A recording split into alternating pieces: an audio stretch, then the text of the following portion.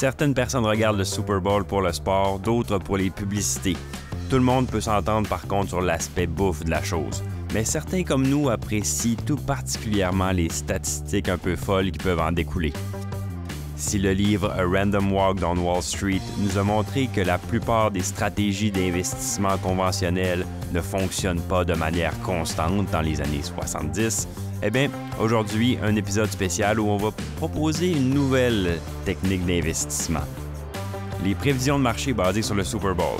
Je peux vous dire que cette fois plus que jamais, les performances passées ne sont pas garantes des résultats futurs. Bonjour, je m'appelle Pierre-Benoît Gauthier, vice-président adjoint à la stratégie de placement à IG Gestion de patrimoine. Joignez-moi chaque semaine alors qu'on explore les différentes tendances qui influencent les marchés.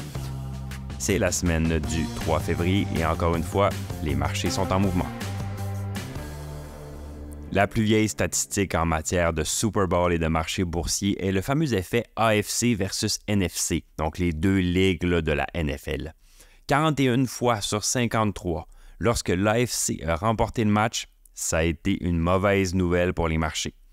Mais cet indicateur connaît des temps difficiles parce que jusqu'en 1978, il avait un score parfait. Il avait prévu à tout coup des marchés baissiers.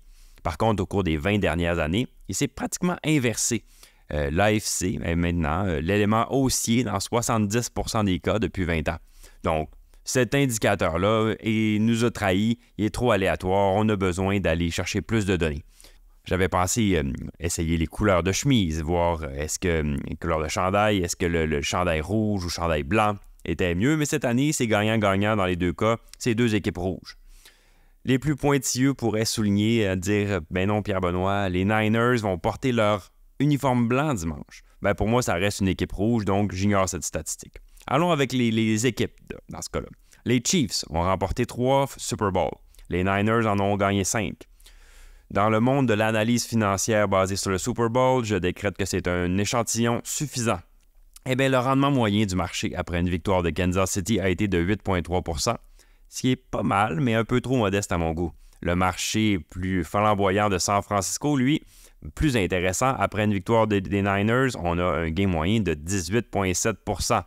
J'en suis convaincu, je serai donc un fan des Niners pour dimanche. Merci d'avoir été avec nous, j'espère que vous avez apprécié ce balado. N'hésitez pas à le partager à vos collègues et amis et je vous dis à la semaine prochaine.